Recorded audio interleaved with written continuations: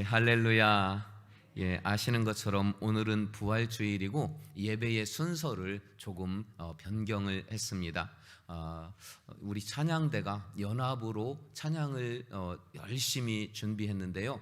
말씀 먼저 우리 받으시고, 그리고 그 후에 20분 동안 마음껏 찬양으로 영광 돌릴 때에 나의 믿음의 고백도 찬양의 가사 속에 넣어서 함께 고백하고 함께 영광 올려드리기를 원합니다. 오늘은 이 부활주일 하나님께서 우리에게 크고 놀라우신 선물로 임하셨지요. 여러분, 부활이 죽었다가 살아난다는 것 다 아시지요? 그런데 부활은 죽었다 살아나는 걸로 끝나는 것이 아니에요. 그것은 정확하게 아는 것이 아닙니다. 부활은 죽었다가 다시 살아나서 영원히 사는 것, 다시는 죽지 않고 영원히 사는 것, 여기까지 우리가 알아야지 부활에 대해서 정확하게 아는 것입니다. 그러므로 예수님은 죽었다가 다시 살아나셨어요. 영원히 사시는 분이시기 때문에 지금도 살아서 역사하시는 줄 믿으시기 바랍니다. 이 부활하신 예수님이 그때 당시에 몇 가지의 특징을 좀 먼저 보려고 합니다. 예수님은 잠겨있는 문, 그것을 그저 육신이 있는데도 그냥 통과하셨습니다. 요한복음 20장에 보니까요, 26절에 여들의 뒤에 제자들이 다시 집안에 있을 때에 도마도 함께 있었다. 문이 잠겨 있었는데 예수님이 오셔서 가운데 서셨다. 그리고 말씀하시는 거예요. 문은 여전히 잠겨 있어요. 근데 부활하신 예수님은 문을 통과해서 오십니다. 또 하나의 특징은 예수님이 그럼에도 불구하고 손에 못이 박혔잖아요. 그 못 자국이 그대로 있고 옆구리에 창에 맞으신 창 자국도 그대로 있습니다. 그 다음 절에 보니까요, 도마에게 이르되 내 손가락을 이리 내밀어 내 손 보고 내 손을 내밀어 내 옆구리에 직접 넣어보라, 이렇게 말씀하셔요. 왜냐하면 못자국과 그 창 자국이 그대로 있기 때문이었죠. 또 하나는 예수님이 함께 몇 시간 동안 지내시다가 갑자기 뿅 하고 사라지시기도 했다는 거예요. 누가복음 24장에 보니까요, 그들의 눈이 밝아져 계속 몇 시간 동안 길을 걸어왔어요. 대화도 했어요. 그리고 그들이 함께 식사 기도를 하고 나니까 예수는 그들에게 보이지 아니하시는지라 계속 같이 있다가 기도하고 눈 떴는데 예수님은 흔적도 없이 사라지셨습니다. 그러니까 부활하신 예수님은요, 육신적인 모습을 그대로 가지고 계시면서도 시공을 넘나드는 영적인 그런 모습이 한층 더 많이 나타나십니다. 40일 동안, 부활하신 후에 40일 동안 제자들이나 그들 가운데 함께 지내셨어요. 그리고서 40일 후에는 내가 언젠가 다시 올 것이다 라는 말씀도 하셨고, 나의 증인으로 살라고 나를 증언하라는 그 마지막 명령이면서 부탁을 하시고는 다시 하늘로 올라가셨는데, 예수님이 그 40일 동안 계실 때에 계속해서 제자들과 같이 지내신 건 아니에요. 만났다가 헤어졌다, 만났다 헤어졌다 하는 이 만남의 사건이 성경에는 10번 만난 것으로 기록이 되어 있습니다. 많게는 예수님이 만나신 사람들 중에 500명의 제자들이 모여 있을 때 그 500명과 함께 만나신 적이 있습니다. 이 사도행전 500명이 모였을 때 말씀을 하셨고, 고린도전서 15장 6절을 통해서 우리가 확인하게 되는데요, 500여 형제에게 일시에 보이셨다 분명히 말씀하시지요. 그 500여 명의 형제들에게 나의 증인이 되라는 숙제를 내주셨어요. 명령이면서도 부탁이었어요. 그리고 예수님은 많은 제자들이 지켜보는 가운데에서 하늘로 올라가셨습니다. 우리는 그러면서 예수님이 말씀하실 때 몇 날이 못 되어서 다시 오겠다는 말씀을 하셨어요.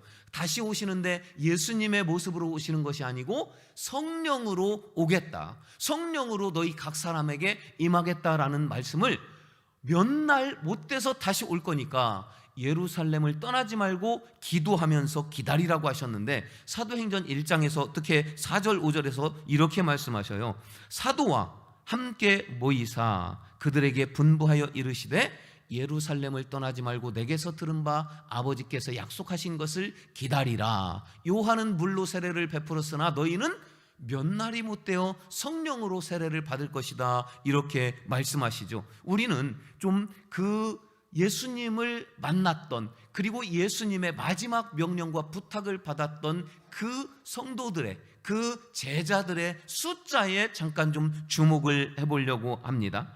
자, 다시 한번 정리하면 예수님이 십자가에 달려 돌아가셨어요. 3일 만에 부활하십니다. 그리고 40일을 만나기도 하고 이러시다가 승천을 하시면서 성령을 약속하십니다. 그런데 그 성령은 오순절에 임하셨어요. 오순절은 유월절로부터 50일째 되는 날이 오순절이에요.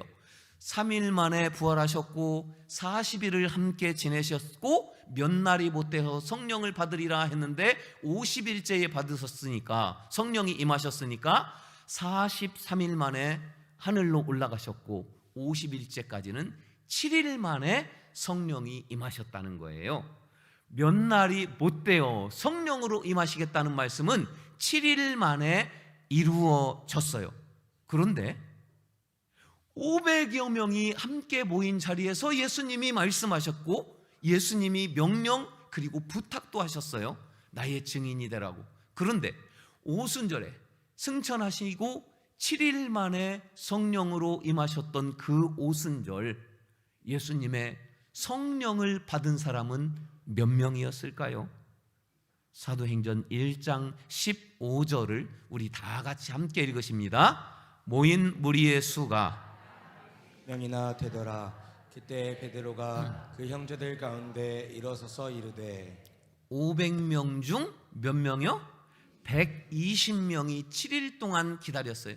나머지 380명은 다 어디 갔을까요?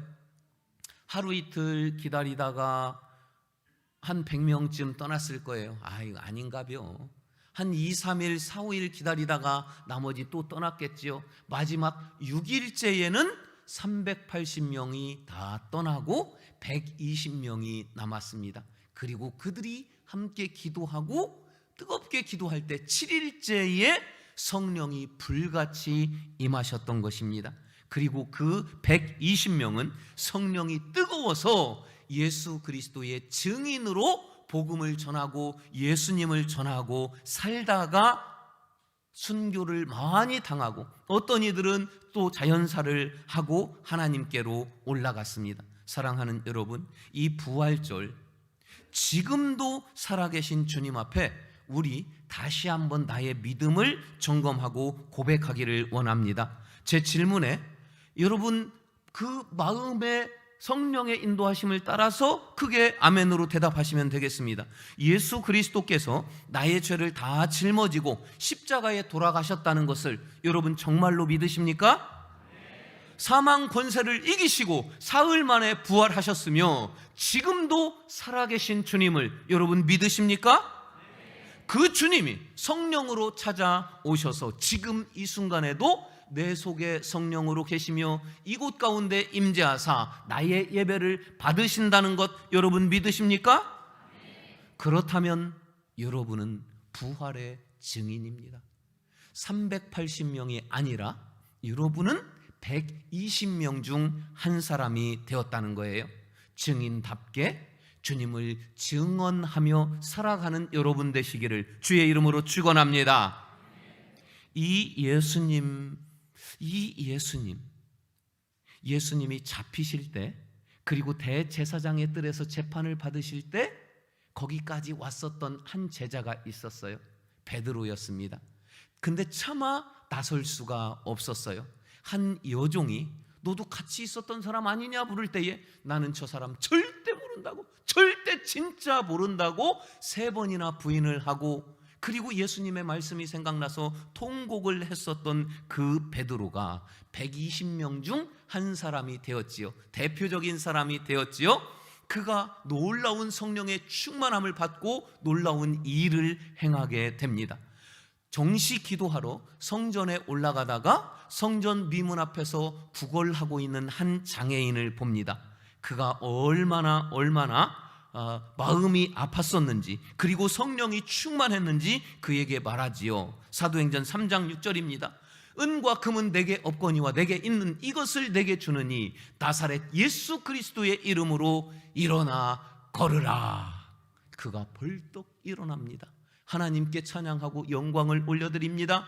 이 놀라운 소식이 삽시간에 온 예루살렘에 쫙 퍼집니다. 불안한 사람들이 생겨요. 누구예요? 예수님을 죽였던 기득권 무리들이 너무 불안한 거예요. 그래서 가만두면 안 되겠다. 예수의 이름으로 이 기적을 행했으니, 예수의 이름이 온 예루살렘에 쫙 퍼지니 더는 그냥 좌시하면 안 되겠다. 베드로를 잡아옵니다. 함께 있었던 요한도 잡아옵니다.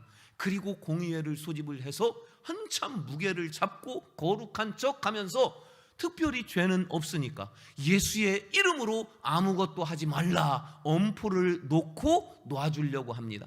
많이 겁을 주고 엄포를 놓았어요. 그때 베드로와 요한이 오늘 본문 말씀 가운데에서 이렇게 말합니다. 19절 20절이죠. 베드로와 요한이 대답하여 이르되 하나님 앞에서 너희 말을 듣는 것이 하나님의 말씀을 듣는 것보다 옳은가 판단하라. 우리는 보고 들은 것을 말하지 아니할 수 없다. 말하겠다. 나는 증인이다. 증언하겠다. 이렇게 담대하게 말합니다. 저 여종, 나이 어린 여종의 말 한마디에도 벌벌벌 떨던 그 베드로가 도대체 그 성령을 받으니까 사람이 돌변합니다. 담대합니다. 그래서 담대하게 그 권위 있는 두려운 자리에서도 나는 주님의 증인이라고 당당하게 담대하게 외쳤던 것입니다. 여러분, 우리는 380명 중 한 사람이 되어서 믿음은 있으되 증인으로 살지 않는 것을 선택할 수도 있습니다. 우리는 120명 중에 한 명이 되어서 예수 그리스도가 나의 주님이라고, 그분이 죽었다 다시 살아나시고 지금도 살아계시다고 증언을 하면서 살아가는 것을 선택할 수도 있습니다. 이것이 우리를 향한 주님의 명령이요 부탁이었습니다. 부디 120명 중 한 분이 바로 여러분이 되시기를 주의 이름으로 축원합니다. 이제 마지막으로 한 가지를 이야기하고 말씀을 마치려고 합니다. 가룟 유다 아시지요? 가룟 유다가 예수님을 팔고는 후회해서 그는 자살했습니다.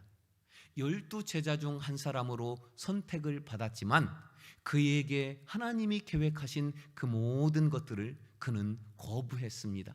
그리고 믿음에서도 떠났고 자살하는 가장 비참한 인생길로 갔지요. 그럼 12제자 중에 한 사람이 사라졌기 때문에 하나님의 일을 하지 않으셨을까요? 하나님은 그 자리를 대신해서 마띠아를 선택을 하십니다. 마띠아는요, 12사도 중 한 사람이 되어서 12사도는 모두가 다 순교를 당했는데 마띠아는 그 전승에 보니까 어떤 기록에는 그가 에티오피아에서 순교를 당했다고도 하고, 어떤 사람은 그 터키에서 순교를 당했다고 하고, 어떤 전승에 의하면 마지막에는 예루살렘으로 돌아와서 예루살렘에서 십자가에 달렸고 안 죽으니까 돌에 맞았고, 그래도 안 죽으니까 도끼로 찍어서 죽였다고도 합니다. 어떻게 순교했는지 우리는 정확하게는 모릅니다. 그러나 우리가 알아야 할 것이 있습니다. 그것은 마띠아가 유다의 자리를 대신해서 사도가 되어서 증인으로 살다가 죽었다는 거예요. 그리고 하나님은 유다에게 주려고 하신 모든 상급들, 천국의 면류관, 그것은 마띠아에게로 갔다는 사실입니다. 우리는 부활하신 예수님을 다 만났습니다. 우리는 유다처럼 냉정히 말해서 이 중에 누군가는 믿음을 버리고 세상으로 다시 갈 사람이 있을지도 모릅니다.